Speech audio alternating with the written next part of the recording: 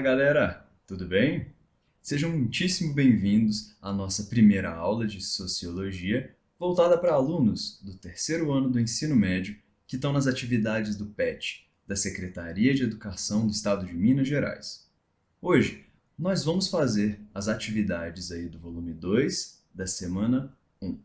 Eu sou o Gabriel e faço parte, pessoal, do programa aí organizado pelos professores do Escola Online, ok?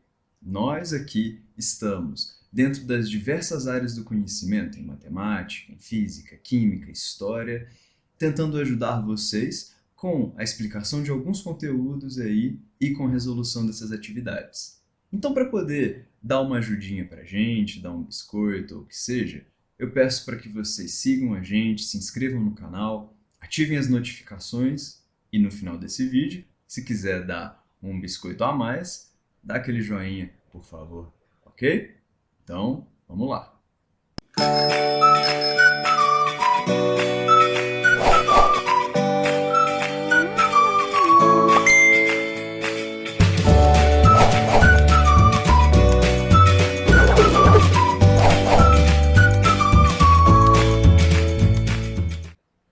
Vamos lá então, pessoal.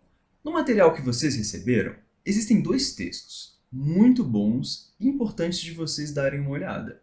Entretanto, para ajudar vocês, eu trago aqui uma síntese, uma simplificação de algumas ideias que eu acho importantes que estão contidas nesses textos. O primeiro deles tem esse título aí, pessoal. A política realmente importa em nossas vidas? E aí, ao longo do texto, o autor vai fazendo algumas provocações que eu imagino que já devem ter incomodado vocês, como já me incomodaram também. Dá uma olhadinha. Qual seria a importância da minha participação nesse processo? A ação de apenas um indivíduo faz alguma diferença? Será que a política influencia de fato na minha vida? Eu imagino que muitos de vocês já tenham se feito perguntas assim, tentando entender até que ponto vale a pena a gente se envolver com a política, a gente participar, votar, fazer passeatas ou reclamar. Vocês também já devem ter se perguntado se realmente a política influencia nas nossas vidas. E aí, o autor do texto que vocês receberam apresenta alguns argumentos que eu queria destacar com vocês. Olha só. O primeiro deles vem nesse quadradinho azul, um texto do Bertolt Brecht, ok? Vamos dar uma lidinha junto. O analfabeto político. O pior analfabeto é o analfabeto político. Ele não ouve, não fala, nem participa dos acontecimentos políticos. Ele não sabe que o custo de vida, o preço do feijão, do peixe, da farinha, do aluguel, do sapato e do remédio dependem das decisões políticas.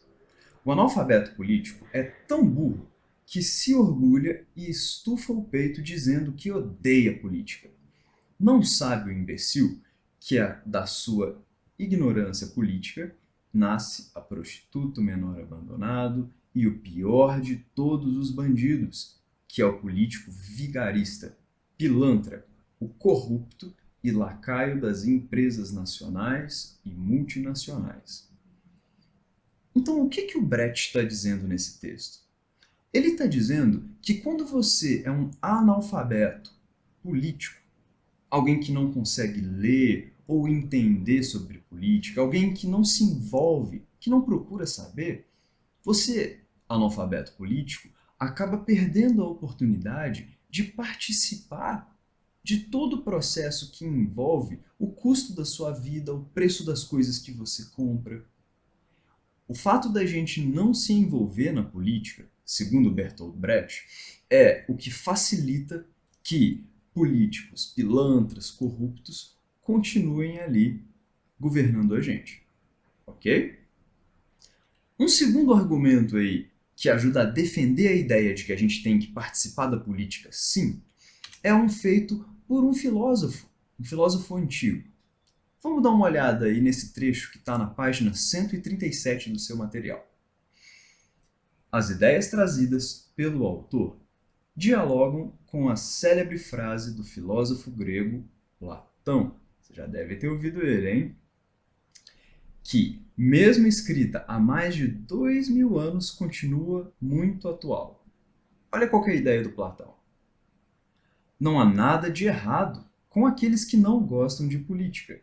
Simplesmente serão governados por aqueles que gostam.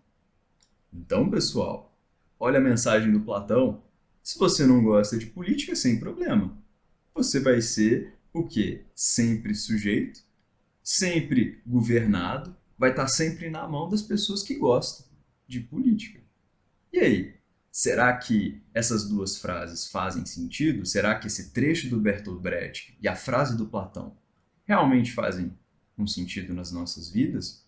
Segundo o autor do texto, não é difícil perceber em nossa vida prática como esses dois autores, Platão e o Brecht, estão corretos. Então, galera, de uma maneira geral, os textos nessa primeira parte ressaltam a importância da participação das pessoas, de você e eu, nas decisões políticas que envolvem a nossa comunidade, que envolvem a nossa escola e toda a sociedade aqui que a gente vive e interage. Participar da política, portanto, é uma coisa necessária e importantíssima na perspectiva aí da sociologia e na perspectiva dos autores que a gente teve contato, ok? Um segundo texto aí que vocês tiveram contato, que está no material de vocês, é um texto intitulado Sobre a Política e Jardinagem, ok? Vamos dar uma olhadinha aí em alguns conceitos que são trabalhados dentro desse texto, desse escritor interessante brasileiro. Primeiro, trabalha-se com a ideia de vocação. E aí, você sabe o que é vocação? Quando você diz aí, porque eu tenho a vocação de dar aula, porque fulano tem a vocação de cantar. Vocação, pessoal, significa chamado. Vocação, quando você tem vocação para alguma coisa, você faz aquilo por amor. Você faz aquilo para poder realmente fazer aquela atitude bem. Um professor que tem a vocação de ser professor, ele tira um prazer todo próprio simplesmente da prática daquele talento, daquela virtude. Ok? Um outro conceito que é trabalhado no texto é o conceito de política, certo? Segundo o autor sobre política e jardinagem, política vem de polis, certo? Polis, aquelas cidades gregas lá da antiguidade. A polis, pessoal, era um espaço onde se buscava viver, certo? E viver da forma mais satisfatória possível. Então, juntando aí vocação com política, tendo aí a vocação política, segundo Rubem Alves, aqueles que possuem vocação política são indivíduos que têm a capacidade de servir a felicidade dos moradores da cidade. E é aí que entra um negócio que esse cara repete ao longo do texto. Um tipo específico de político que existe aí ao nosso entorno. O político por vocação. O político por vocação, ele se envolve com política, ele se envolve com as decisões da cidade, com as decisões da comunidade dele. Mas por que ele se envolve com a política? Segundo Rubem Alves, esse tipo de político, esse por vocação, ele faz o que faz pela alegria. Ele se preocupa com a sociedade como um todo, não só com o seu grupo, não só com a sua família ou com seus amigos, mas com o todo da sociedade. E aí ele faz, no texto, uma comparação, com a questão da jardinagem. E segundo esse autor, o político por vocação é tipo um jardineiro, mas um jardineiro de um tipo específico. Um jardineiro que se preocupa em cuidar do jardim para que o jardim vá crescendo com o tempo. Um político por vocação, é feito um jardineiro que se importa não só com o seu jardinzinho, seu espacinho, mas com os jardins como um todo. E o bom jardineiro, ele sabe que às vezes as plantinhas podem não florescer hoje, podem não florescer amanhã, mas com um cuidado bom, constante, correto, podem florescer as plantinhas ali anos depois. Ok? Um político por vocação, portanto, trabalha visando o futuro. E aí tem um trecho aí que eu selecionei para vocês que diz o seguinte: políticos por vocação são como jardineiros, homens que tiveram o amor e a paciência de plantar árvores a cuja sombra nunca se assentariam. Então, naquela ideia ali do político que faz algo para o futuro, feito um jardineiro que planta uma árvore que quando crescer esse bobear não vai estar nem vivo, não vai nem conseguir sentar na sombra dessa árvore. Deu para acompanhar? O segundo tipo de político que é apresentado durante o texto é o tal político por profissão. E aí, enquanto o político por vocação faz isso por alegria, o político por profissão, segundo o autor do texto, está fazendo ali por dinheiro, certo? Esse tipo de indivíduo que se envolve na política ali simplesmente pela profissão e não por vocação, ele acaba se preocupando mais com o seu grupo, com a sua galera.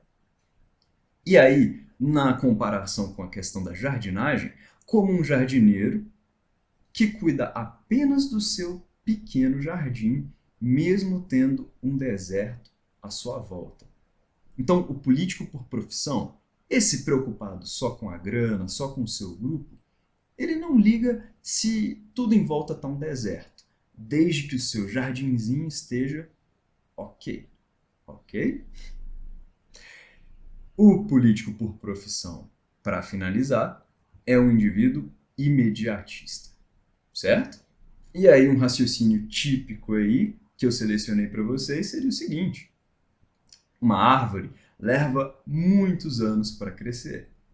É mais lucrativo cortá-las, certo? Joia, pessoal. Então espero que tenha ficado claro para vocês as principais ideias dos dois textos que vocês tiveram contato. Vamos então para as atividades? Atividade número 1, pessoal. Vamos dar uma lidinha. O que o autor quis dizer no seguinte trecho? Um político por vocação é um poeta forte. Ele tem o poder de transformar poemas sobre jardins em jardins de verdade.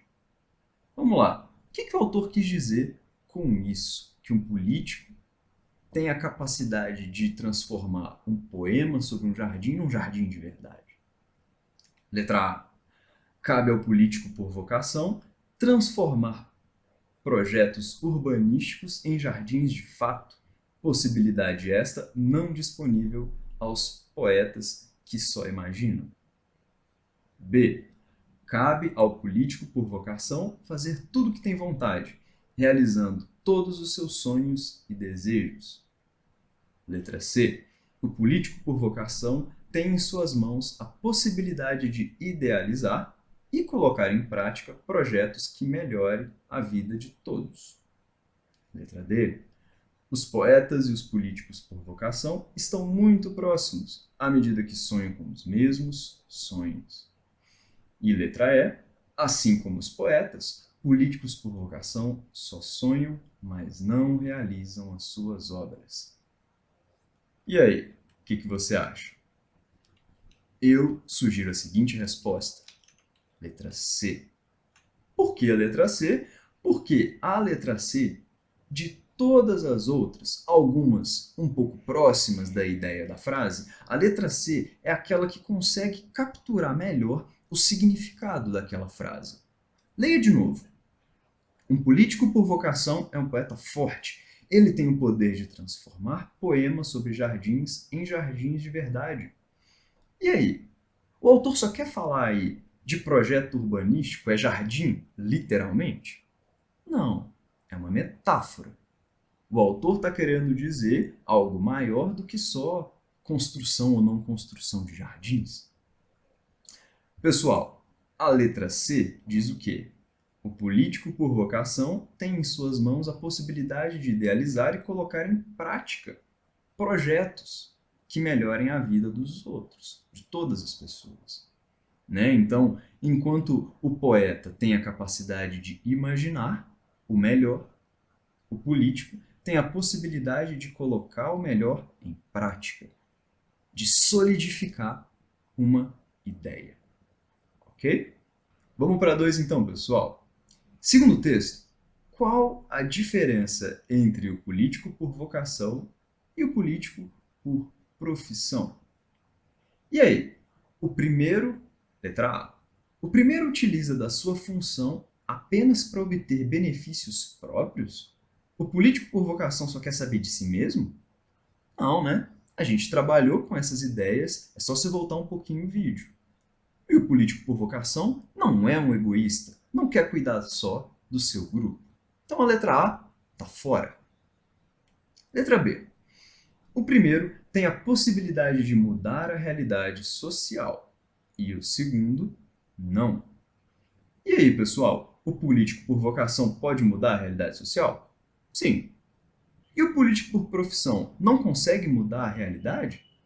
Uai, consegue. Só que, segundo o texto, o político por profissão muda a realidade para pior, né? Ou então muda a realidade social só para o seu grupinho. Então, a letra B, Letra C, o primeiro, por vocação, vê em sua função a possibilidade de ser útil e ajudar a sociedade como um todo, e por isso o faz amar a sua função. Já o segundo se envolve nessa profissão apenas por ver nela a possibilidade de se dar bem. Então, com certeza, pessoal, a letra C é a minha sugestão aí de resposta para vocês. Letra D. O primeiro se comporta como um gigolô, ao passo que só se envolve com a política para ganhar dinheiro. Já o segundo, de fato, ama a vocação política. Então a letra D é o contrário, né? A letra D tá erradíssima. Letra E. Não há diferença, ambos são corruptos, como todo político, sem nenhuma exceção. Gente, eu sei que tem pessoas que têm essa opinião aí dentro de casa e tudo mais, mas lembra sempre, se o título da questão está pedindo segundo o texto, tem que olhar o texto. E se o texto não está dizendo a ideia da letra E, então a letra E está fora. Ok? Concorda, então, com a letra C. Número 3, pessoal, vamos lá. Segundo o texto, a real função do político por vocação é, letra A, cuidar do espaço público. Letra B, cuidar das questões burocráticas, da papelada. C, buscar objetivos que são só do seu interesse. Letra D, roubar e corromper o sistema. E letra E, quem tem alguma afinidade com funções técnicas como jardinagem. E aí, qual que é a real função do político por vocação? É mexer com jardim?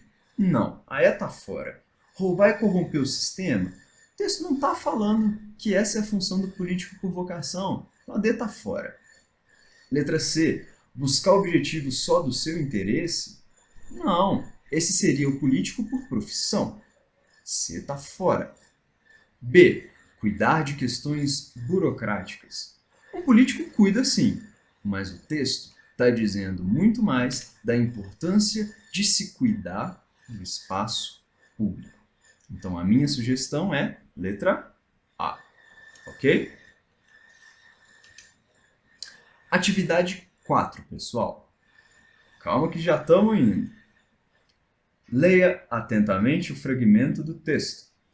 O político por vocação é um apaixonado pelo grande jardim para todos. O seu amor é tão grande que ele abre mão do pequeno jardim que ele poderia plantar para si mesmo. De que vale um pequeno jardim se à volta está o deserto? É preciso que o deserto inteiro se transforme em jardim. Então esse texto aí, esse pedacinho do texto, está deixando bem claro a visão sobre o que o político por vocação tem que ser, ok? São interpretações corretas deste trecho do texto, exceto.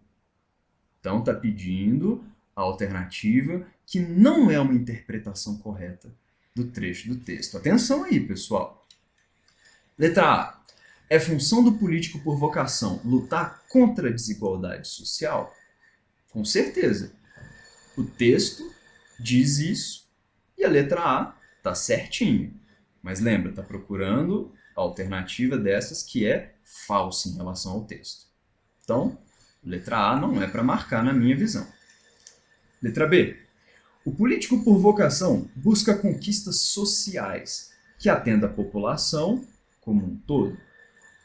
Joia! Político por vocação é preocupado com todos. Quer acabar com a desigualdade social, lutar contra ela, pelo menos? Então, A e B, joia. Não marcaria. Letra C. O político por vocação, como os demais, busca conquistas apenas para os pequenos grupos sociais que eles representam. Pessoal, não é dito isso no texto. Então, se existe uma alternativa errada entre as que a gente leu, eu ficaria com a C. Mas vamos ver a D e a E. O político por vocação é uma pessoa que tem consciência de que um mundo não violento, sem miséria, doenças, só pode ser atingido com uma política que busque atender a todos, sem fazer distinção de classe, raça ou crença. A D para mim está certa. Letra E. O político por vocação tem como um dos seus principais propósitos a busca pela justiça. Tá certo também. Então, fica aí a minha sugestão. Atividade 4, letra C. Atividade 5, pessoal. Ainda segundo o autor do texto, por que muitos políticos por vocação deixam de atuar efetivamente na política? E aí, pessoal? Por que tem muito político por vocação que sai fora da vida política? Letra A. Por ver na política como ela é feita hoje a possibilidade de atingir os seus ideais? Esse é o motivo para a galera não participar? Não. B. Por não conhecerem os devidos trâmites, a burocracia ali, o processo para ingressar em uma carreira política? Não diz isso no texto, se você leu também. Letra C. Por não ter as devidas qualificações profissionais? Não diz isso no texto. Letra D. Por não querer ser confundido com pessoas que assumem cargos políticos somente para poder obter benefícios materiais e favores pessoais. O texto, pessoal, é só você voltar ali, acho que está na página 138, o texto é muito claro, tem um pedacinho que diz exatamente isso. A letra D é a minha sugestão. Letra E. Por que esses cargos não vão lhe proporcionar riquezas e qualidade de vida? Não, o político por vocação não está preocupado com dinheiro, qualidade de vida, mas sim com o bem comum. Beleza? Atividade 6, pessoal. Marque a questão que aponte a correspondência correta entre os órgãos dos 3 poderes da República e a sua função. Pessoal, não tem no texto nada falando sobre os tais 3 poderes da República. Entretanto, para poder dar uma ajudada, uma refrescada na memória, lembra aí, olha essa imagem feita pelo Senado Federal, mostrando o que faz cada um dos 3 poderes dentro da República Brasileira. Primeiro, o Executivo. Quem que é o chefe do Executivo Federal?